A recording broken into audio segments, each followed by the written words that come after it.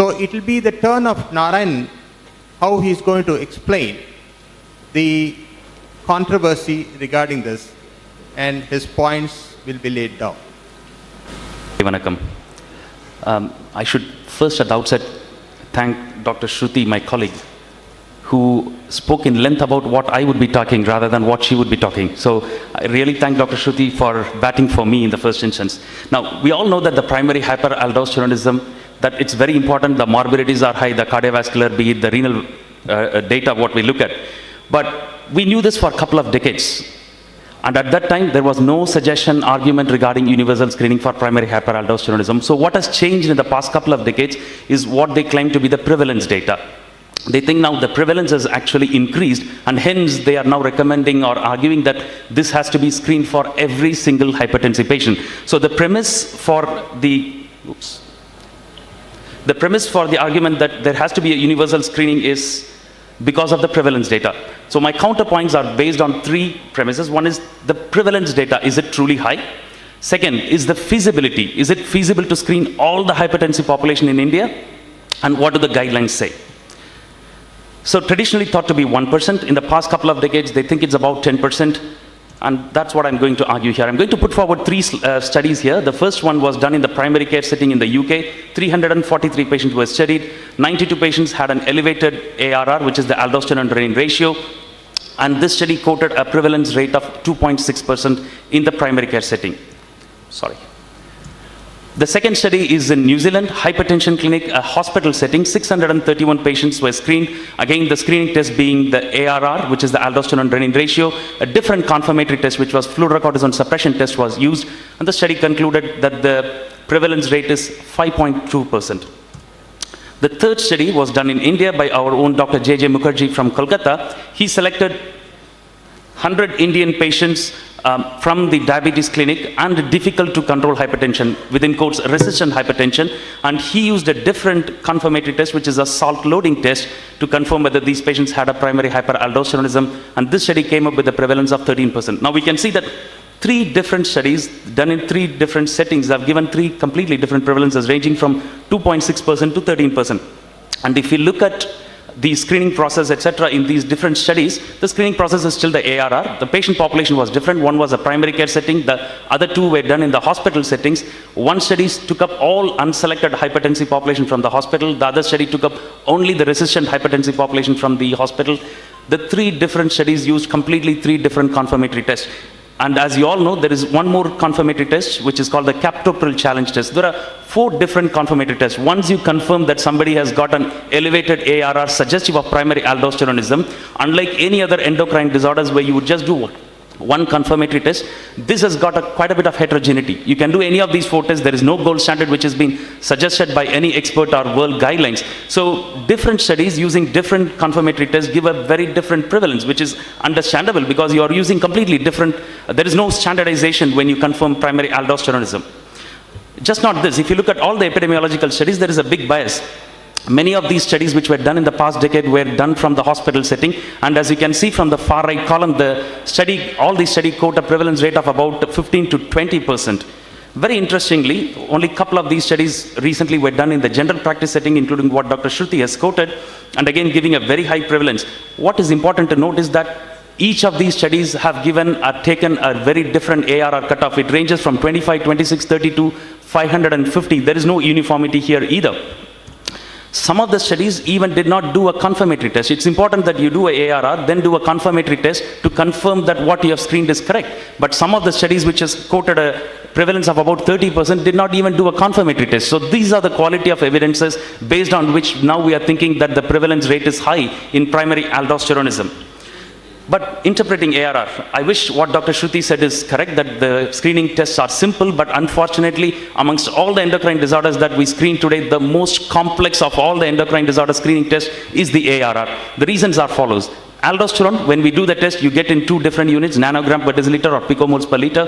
The renin you get in 2 different forms. One is renin concentration or plasma renin activity, each of which in turn can be represented in 2 different units. So when you are talking about a ratio, you need to take the permutation combination of all these factors. So this is from the Endocrine Society guideline, which says amongst the 8 different ways in which you get the readings of plasma aldosterone renin, there are 5 different cutoffs. There is no single expert or endocrine society guideline which says there is a single cutoff for all these screening process. There are 5 different cutoffs which have been quoted by different studies.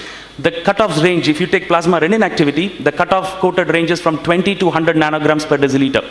If you take direct renin concentration, it ranges from 20 to 40 nanograms per deciliter. So each of the prevalence study, what my colleague has quoted, has taken different cutoff ranges to quote whether these patients has got primary aldosteronism or not. It gives a complete heterogeneity and an unreliable data.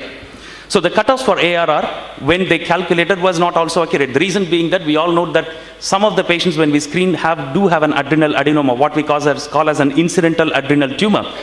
And about 5 to 7% of them are functioning, including people who have got subclinical aldosterone excess. So these patients were also included into the apparently normal controls. No screening process included a CT abdomen to rule out an adrenal adenoma. They just took these people as normal controls, took the aldosterone renin ratio, and then calculated and compared this against the patients.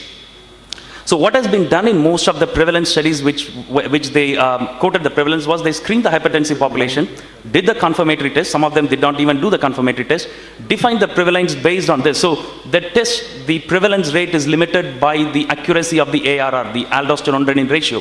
What should have been done is, the confirmatory test should have been done in both the normotensive population and the hypertensive population. Then if you calculate the ARR in both, then you would be easily able to derive what the actual ARR cutoff should be in each of these populations to define who has got primary aldosteronism. So in summary about the prevalence, there are 8 different combinations in which the reports can be reported. There are 5 different cutoffs which have been quoted. There are 4 different confirmatory tests. Now tell me whether this is a simple test. This is the most complex among all the endocrine screening tests that we have in practice today. Due to all the above reasons, I think the prevalence data of primary aldosterone is very skewed and not very reliable. Let's say for argument's sake, yes, the primary aldosteronism is quite common. Let's say what Dr. Shruti says is correct, that it is, let's say, 10 to 15%. Let's come to the question whether it is feasible to screen every single hypertensive population.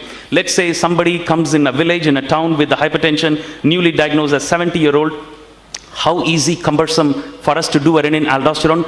We need to think about, when we think about screening tests, we need to think about various factors. So talking about ARR, which is the only screening test for the primary aldosteronism, it is definitely complex. I wish it is simpler. It has got very limited availability, which we will see now. It is quite time consuming. It's not like a thyroid function test. You give a sample in the morning, you get a report in the evening. It is definitely relatively expensive, even taking into account what my colleague said about the future prevention of cardiovascular. For example, if you're screening for ischemic heart disease, the cost effectiveness, the healthcare model, cost effectiveness, screening for ischemic heart disease and preventing complications will be far more beneficial compared to somebody who has got a primary aldosteronism. Now, the complexity of screening process, this is again from the Endocrine Society, the most recent up-to-date thing which suggests the medication that can interfere with the ratios, the aldosterone and renin measurement. Although we have now come to a stage, because it is cumbersome, we said, let's not stop all the medication, let's not do cumbersome things, let's do the ratio as it is on the medications, see what we get, and then take a call based on that. But you need to have an in-depth understanding of what are the factors that could have affected the aldosterone-renin ratio. So it's not just taking a sample, but the results, when it comes to the table, you need to be understanding what are the factors that could have affected the ratio, whether this patient, because we are talking about surgery, it's not just a medical treatment. When you're talking about surgery, you want to be 100% sure that what you're offering to this patient is correct. So there are multiple factors that dietary sodium intake included can affect the aldosterone and renin ratio. Look at this, is again from the Endocrine Society website 2016, which says how the measurement for ARR should be done. Attempt to correct hypokalemia. I'm sure all are aware that a low potassium level can lower the aldosterone level. So somebody has got a potassium of 2.6, you ought to correct the hypokalemia before testing for the ARR. You have to liberalize the sodium intake. Withdraw the agents that markedly affect the ARR. The main culprits would be spironolactone and eplerenone. What Dr. Shruti said is correct in a way that you do the test even if they are on beta blockers or AZ inhibitors. But if you get a confusing ratio, then withdraw other medication. That goes on to the second step. It doesn't stop with the first screening process. If you're not convinced that this patient has got, or you cannot rule in or rule out primary aldosteronism, then you ask to withdraw some of the medications which could affect the ARR and of course the HRT and other things. Now, the way to take a sample, again, it's very complex. You need to be wandering around for at least 2 hours, seated up for 5 to 15 minutes. Again, I'm not quoting this. This is again from the Endocrine Society guideline, the most recent guideline which we have got. So, many other factors including the age, gender, menopausal, time of the day the sample was taken. There are so many factors that can affect the aldosterone-renin ratio. It's not as simple as that. Now, this is again from the Mayo Clinic website as to how an ideal sample for plasma renin activity should be taken. It says it should be taken in a chilled lavender tube, kept in an ice water bath, use a centrifuge which is refrigerated, and then snap freeze the plasma. Let's leave alone. This is too complex for anybody to do. Let's take how to take a good sample for plasma renin activity. Ideally, as you know, the renin, some of the hormones are very heat sensitive, temperature sensitive, so it can easily get degraded. If you take a sample and centrifuge or put it in a fridge immediately, the prorenin gets converted to renin and hence falsely give a high renin ratio. So there are so many factors you need to be aware before even you take a renin aldosterone sample. Ideally, the sample should be transported to the lab within 2 hours. If you can't do that, then you have to centrifuge it, snap freeze the sample, and then transport the sample on dry ice. Now, this becomes important not for the tier 1, tier 2 cities where the assay is easily available. For some of the other areas where the assay is not available, you have to take a sample from somewhere in the periphery, transport it to a tier 1 city. Before transporting, these are the factors you need to bear in mind.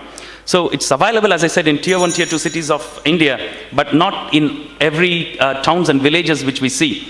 It is a time-consuming assay. As I said, it's not an assay where you get it within 1 day. Mayo Clinic says it takes up to 5 days in India. In a tier 1, tier 2 city, it may take up to 1 week, or in some other places where you have to transport the sample, it may take up to 2 weeks. It is expensive, there is no doubt. On an average, according to WHO estimate, there are 35% of the Indian population of hypertensive. Let's say we are screening every single hypertensive population in India. 35% of 1.3 billion is 45 crores. If you are screening just ARR, I'm talking about only the ARR, not the confirmatory test, it amounts to 1,80,000 crore rupees, almost equal to our defense budget. Would you do this? So the screening test for primary hyperaldosteronism is very complex, not easily available, time-consuming, and expensive. If you look at the guidelines, these are the things which Dr. Shruti also quoted. Nowhere it says screen everybody. It does say there are certain group of population who need to target and who needs to be screened for primary hyperaldosteronism. This in itself rules out the question of universal screening. Canadian guidelines again tells the same thing. And this is a recent publication by Professor William Young, who my colleague quoted as the world authority on adrenal. And the publication says that we do not recommend testing for primary aldosteronism in selected individuals like older normokalemic patient with mild hypertension, in patients in whom the diagnosis will not change the management. So the question about universal screening is completely out of the picture here. The guidelines also do not recommend the universal screening. So to summarize my talk, the prevalence, I think, has been overestimated because of the skewed population selection, different combinations of screening tests and the confirmatory test. There is quite a bit of heterogeneity in it. The AR itself is very time-consuming, complex, and expensive, and none of the guidelines do recommend it. For these reasons, I think universal screening should not be done for primary hyperaldosteronism, and there should be a selected population who should be screened where the cost-benefit ratio will be higher and we can invest our time in a fruitful manner. And thank you for this wonderful opportunity. Sariyana Poti. Narayanan has kept his points that the usefulness of this test and the complexity that is involved and whether it is feasible to screen all hypertensive individuals for this test.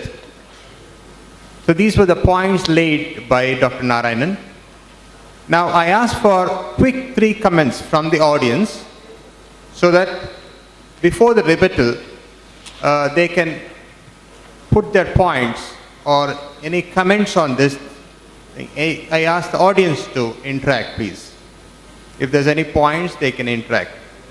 Yeah, please come to the mic, and it must be a quick one, a short one. Amir Hamrahian, Cleveland Clinic. I enjoyed the debate. I agree with the first speaker that we need to do a better job in screening, but also I agree with the second that really doing a screening for everyone is not practical. As the second speaker mentioned, the evaluation of this patient is complex. It's not a very simple process. It's one of the most difficult endocrinology. I think we need to educate ourselves to do a better job in screening. But what we can do, we can increase our screening for many patients that we think would benefit. But the patient with borderline levels, rather than stopping it, because you cannot do the confirmatory test on aldactone, eplerenone, or ACE-ARB. You need to change them. You can do a screening, but not confirmatory test. We can lower our threshold for treating this patient with mineralocorticoid antagonists. A patient who have a suppressed plasma activity, you can start them on aldactone, eplerenone. And this patient, you would be able to help them a lot, rather than to go into process of all these patient with clear-cut abnormal results, go for confirmatory test. Patient with borderline results, rather than going to this complex confirmatory test, we can offer them mineralocorticoid antagonists. Thank you. Any more comments, please, from the audience? So it's Yeah, it's audible. It's more of a doubt only. See, when we talk about PA, are we not concentrating on a sodium load or sodium level? Is there a difference between a PA sodium and a normal hypertensive sodium? Is there any practical way of differentiating so that gives a clue clinically that it's a PA? I am only a physician. Can you explain? It will be taken in the comment, rebuttal, please. The last one, last comment. Any last comment? Yeah. I was wondering, after listening to both the speakers, I've also gone through literature on this. There is a large NEJM paper on screening normotensive people for hyperaldo, and in a large epidemiological study by Ramachandran Vasan in NEJM 7 or 8 years back, they showed that there is during our MBBS time, we used to read in hypertension chapter, there is a low renin hypertension and a high renin. There is a classification of essential hypertension itself. So there is always an entity called low renin, which probably is what they are now going more towards. Probably it is primaraldo. I was wondering from, this is just a conjecture, that instead of talking so much on all this, why not prescribe the drug after all? Prescribing aldactone may not be in all males for all the other anti-androgenic side effects, but even eplerenone, if you start using more commonly, maybe it will become cheaper. Like how the guidelines said about thiazides some time back. Maybe a day will come when this is becoming more common. Usage of these drugs will become more common rather than breaking our head on all these complex tests and interpretation. And in Indian setting, it's a nightmare. After listening to Narayanan, we have quite a few selected patients, still we are getting confused. And it's very difficult for screening everybody on hypertension. We have to select. And last comment is, with all this in back, I'm just wondering, in the next decade, like vitamin D, there was a test mafia which was created. This will become, I think, in the next decade. There will be more tests out. Vitamin D became like this. Everybody was checked for vitamin D. Same way, I think something will happen to hypertension now. So, thank you. So thank you for the quick comments, and I ask Dr. Sri to give a quick rebuttal, please. Yeah, from here. Well, first of all, I would really congratulate Narayanan for this wonderful talk, and also the audience interactions as well. So I would start from the last couple of slides. Most of the hormones that we collect, including the parathyroid, has to be collected the way you said, right? So to me, or I think as Dr. Amir just mentioned, doing this test is not a cumbersome process. And if you think it's cumbersome, you can just refer your patients to me and I can do it. Okay? So it's a very simple process that you can do.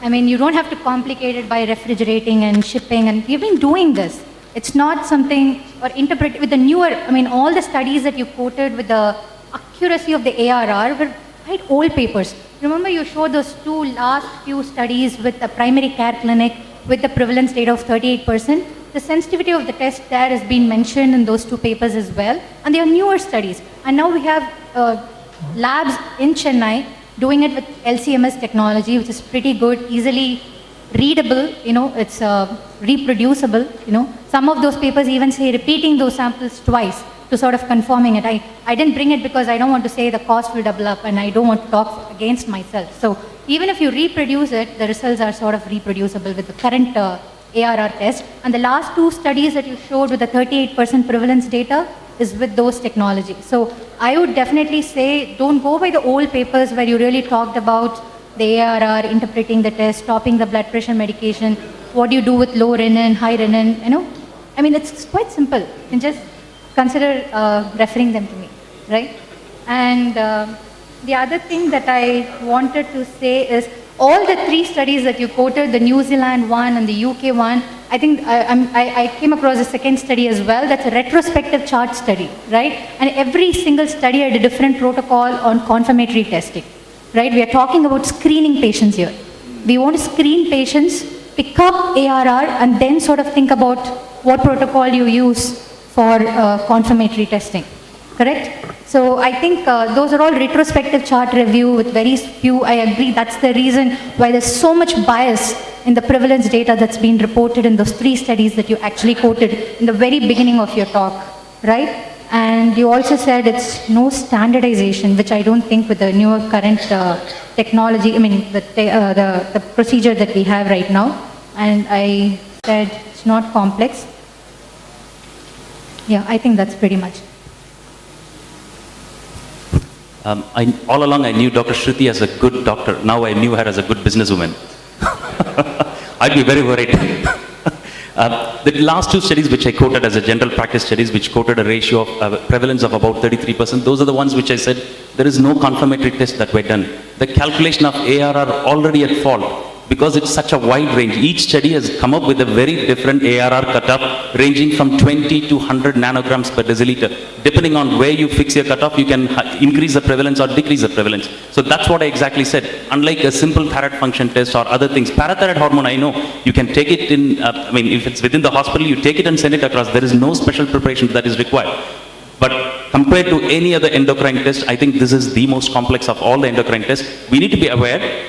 I agree with Dr. Shruti that the morbidity is high. We need to be aware of these adverse effects of elevated aldosterone. But the question is really whether everyone should be screened. And she says we should screen everybody, but don't do the confirmatory test in everybody. That also against a bit of a dilemma, because the ARR cutoff itself is not correct. Which cutoff you are going to use? You are going to use 20 nanograms per deciliter or 100 nanograms per deciliter. How are you going to base the treatment based only on a screening test? The screening test cannot be confirmatory. You do need a confirmatory test. So at the outset that all physician, the primary aim is to treat, cure hypertension. And how we are going to approach hypertension, that's very important. And to know whether a hypertension is curable, and if it is curable in an easy way. Now we know very well that younger patients who are having hypertension and those who are on 3 drugs are not able to be better controlled, then we look out for the other causes of hypertension. And in our setting, in a tropical country and in India, how far it is feasible and how far the reliability of a test is there, all must be taken into credence. And whether it's worthwhile of doing or putting them on a medicine that is going to treat hypertension. Now, a lot of this inputs must be there so that a proper way to manage. If it is definitely a curable form of hypertension, if it requires a surgery and the hypertension can be cured, that's a very good answer. But how to go about it? Whether these patients, all these patients need a screening test and all these things. And this is the way that we have learned from both the speakers, whether in future all hypertensive people require screening for hyperaldosteronism. Now I request the audience, now who are all or for screening for hyperaldosteronism, can you raise their hands please? Can they raise their hands that whether all hypertensives require screening for hyperaldosteronism, for screening? Nobody is raising the hands. Can I see those patients who are against screening of hyperaldosteronism? Oh, that clearly answers from the audience that, okay, that once again, if a patient with hypertension comes to you, you first start the treatment. And if you have a doubt, if a person is very young and who is requiring more than 3 drugs, and then you start to do this test. So that will be the final conclusion house. So I congratulate both the speakers for the wonderful talk. Thank you. Thank you so much. That was definitely a tough but a debate to ponder over. We would like to felicitate our chairperson, Dr. P.G. Sundararaman, with a bouquet.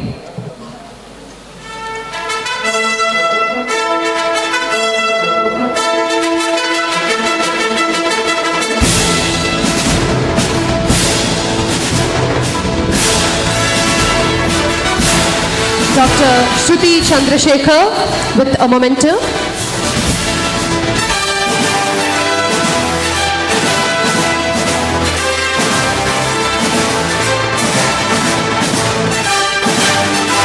And Dr. N K Narayanan with a memento.